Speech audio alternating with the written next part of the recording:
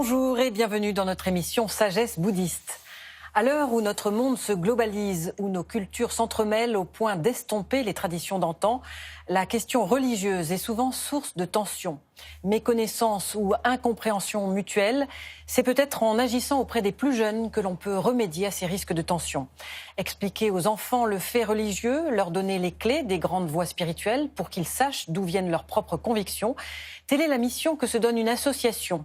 Enquête, c'est son nom, intervient dans les écoles primaires de façon neutre, c'est-à-dire non confessionnelle, et cherche par le jeu et l'interactivité à faire connaître l'ensemble des religions, y compris le bouddhisme.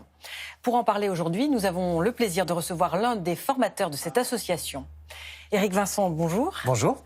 Alors, vous êtes expert de la laïcité et des faits religieux, le bouddhisme en particulier. Vous êtes responsable scientifique et formateur pour l'association Enquête, on va en parler. Et puis vous êtes vous-même issu d'une double culture, bouddhique et chrétienne.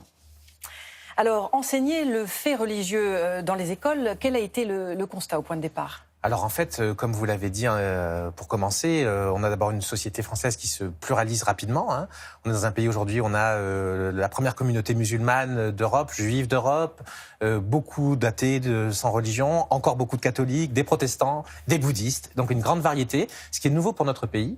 Et donc le constat, c'était de vouloir expliquer, en fait, rendre compréhensible cette variété aux enfants, qui eux-mêmes la vivent au quotidien, par la présence dans les classes de petits garçons et filles issus de toutes ces cultures, de toutes ces religions, ou sans religion. Et donc, il y avait vraiment un besoin dans ce domaine, surtout pour travailler avec les petits-enfants. C'est-à-dire que les enfants auxquels nous nous adressons sont ceux de la fin de primaire, donc les 9-11 ans approximativement. Et donc, peut-être des fois pour les lycéens et les collégiens, il y avait un certain nombre de propositions dans le domaine fait religieux et laïcité, mais pour les plus jeunes, il n'y avait pas grand-chose. Et donc voilà, nous avons voulu répondre à ce besoin. Pourquoi est-ce important de leur parler de ces questions ?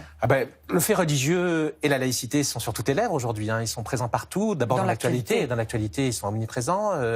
Aussi, je dirais, dans la culture.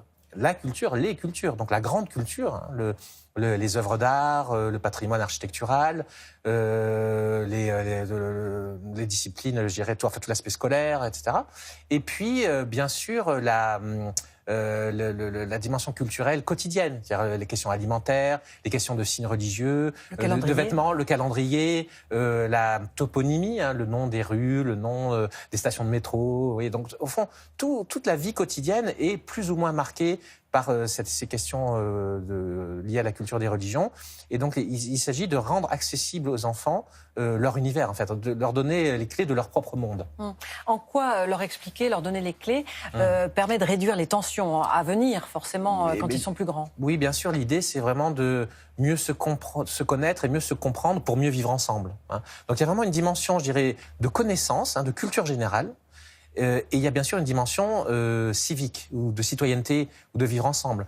Donc, en effet, l'idée étant si on connaît mieux les choses, on en a moins peur. Si on se connaît mieux soi-même, on est moins insécurisé. Et donc, il y a vraiment toute cette démarche aussi entre guillemets, de déminage, de prévention des tensions, avec l'idée aussi que si on fait ça justement avec des enfants jeunes, on est très efficace. On évite aussi d'être confronté à des blocages qui peuvent advenir à l'adolescence. On sait que les adolescents peuvent être plus en opposition ou en tension à l'égard des adultes, alors que dans notre expérience à Enquête, on voit que les enfants donc de 10 ans approximativement sont très curieux, très passionnés par ces sujets. Ils ont des choses à dire. Ils ont des choses à dire. Ils vont des choses marrantes d'ailleurs parfois. Il y a beaucoup de perles aussi qui sont donc dites par les enfants. Et il y a vraiment cet appétit de leur part. Et même, je dirais, il y a des effets, des fois, on pourrait dire presque psychologiques aussi sur eux. C'est-à-dire qu'on va remarquer que de parler de façon sereine de sujets qui peuvent faire peur. Le religieux est souvent présenté de façon effrayante dans l'actualité, à travers le terrorisme ou des choses inquiétantes. Et bien d'en parler de façon, je dirais, normale, en confiance, avec compétence, ça a des effets de pacification sur les enfants. Est-ce que c'est compatible avec la laïcité, enseigner le fait religieux ? Parfaitement, justement. En fait, d'abord, nous enseignons de façon non confessionnelle. Enquête est une association non partisane, indépendante de tout pouvoir politique ou religieux. et qui, justement, promeut cette approche culturelle du fait religieux. On pourrait dire aussi une approche laïque du fait religieux,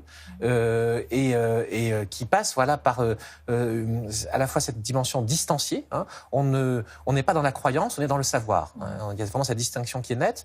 Et donc, Enquête est agréée par l'Éducation nationale pour ce fait. Hein. Donc, on a vraiment ce label officiel, cette reconnaissance.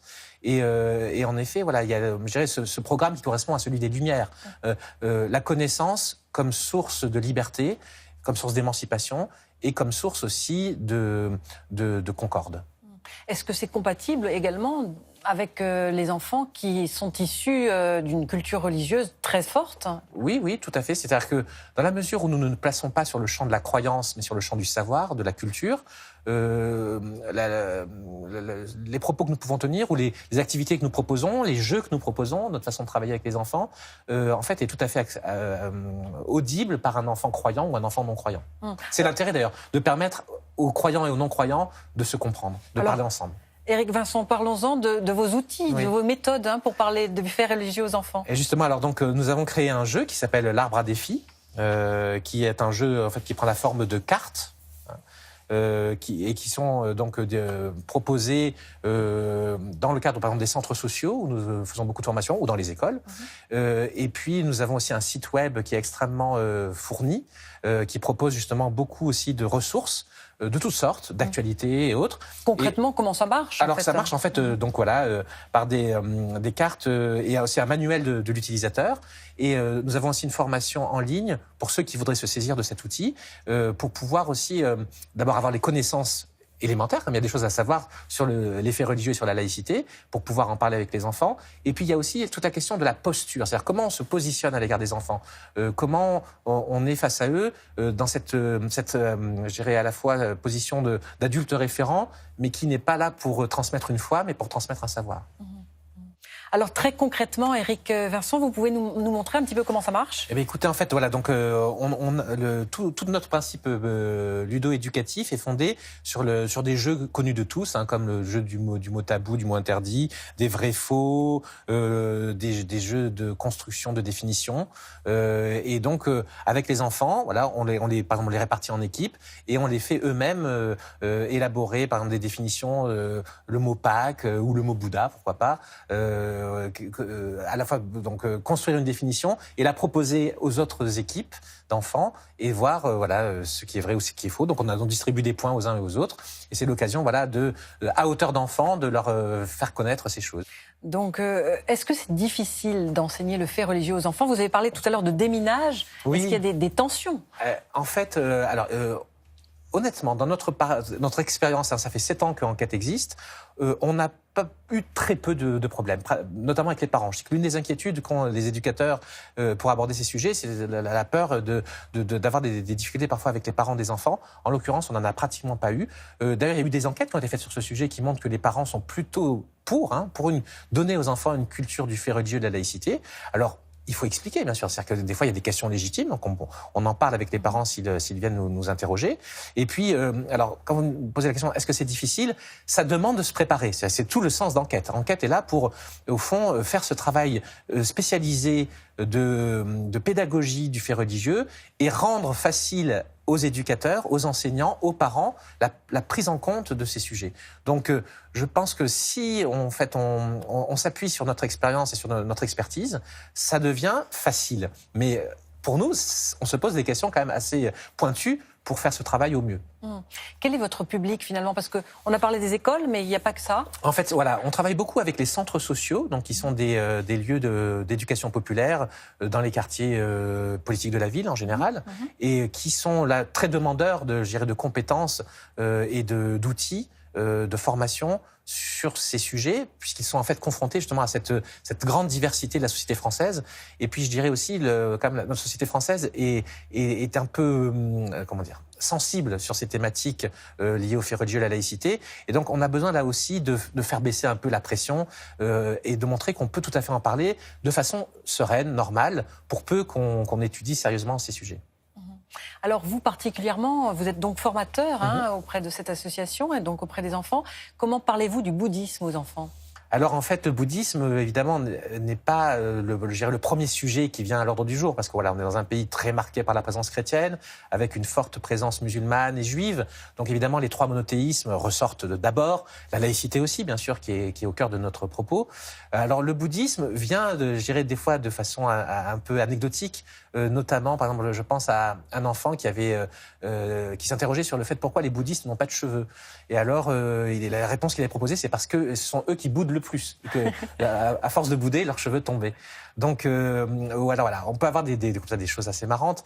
Et le bouddhisme est très intéressant aussi parce que justement, il permet de sortir un peu du débat entre judéo-chrétiens et entre monothéistes, et qui est très marqué par une histoire parfois douloureuse. Donc le bouddhisme, avec son côté un peu exotique, entre guillemets, permet aussi de décaler un peu les choses, de les déplacer, de les distancier, et puis aussi aborder une tradition qui n'est pas théiste, donc qui est originale de ce point de vue-là, et qui montre aussi entre athéisme et monothéisme, il y a d'autres possibilités.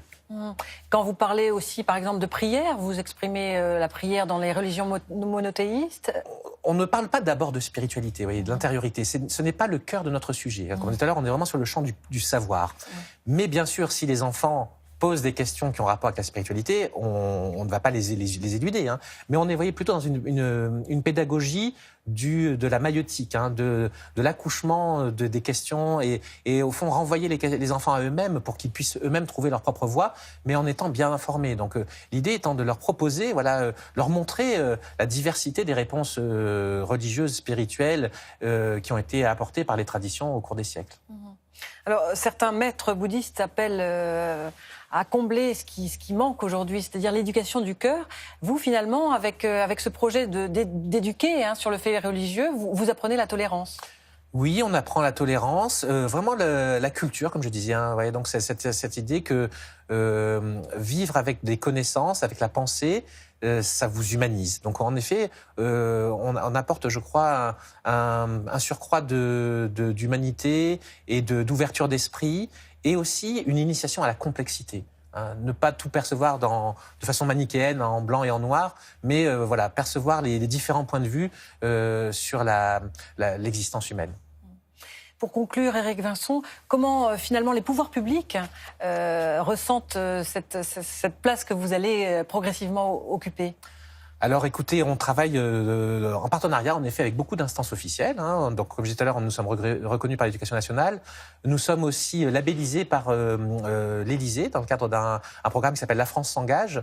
On a de très bonnes relations avec différentes instances officielles, mais je pense que nous occupons une place importante parce que nous sommes des citoyens. Voilà. Les citoyens, les parents, les éducateurs doivent aujourd'hui se saisir de ces sujets pour aider aussi les pouvoirs publics à bien faire ce qui est nécessaire dans cette société qui se transforme. Merci Éric Vincent. Voici à présent quelques suggestions de lecture. Tout d'abord, le jeu L'Arbre à défi, dont nous avons parlé dans l'émission, édité par l'association Enquête. Il consiste donc en un jeu de cartes géantes pour parler avec les enfants du fait religieux et de la laïcité. Une spiritualité d'enfants sous la direction de Lita Bassett chez Albin Michel. Que sait-on de la spiritualité des enfants ? Dans cet ouvrage, plusieurs personnalités se penchent sur la question et livrent de passionnantes réflexions. 4 contes pour retrouver l'enfant intérieur chez Erol de sœur Jacques Nguiem du village des Pruniers. Une manière poétique de partir à la découverte de soi, des autres et d'avancer avec sagesse. Enfin, tout à fait ludique pour les petits dans la collection Citoyens en herbe chez Hatier, Une fois, 2 fois, 3 fois de Sylvie Girardet et Puig Rosado. Une approche vivante, simple et tendre pour aller à la rencontre des religions. Voilà, c'est la fin de notre émission. Vous pouvez la revoir sur le site internet de France 2 en consultant plus.fr durant toute la semaine. Merci de votre fidélité. Très bonne semaine à tous. À bientôt.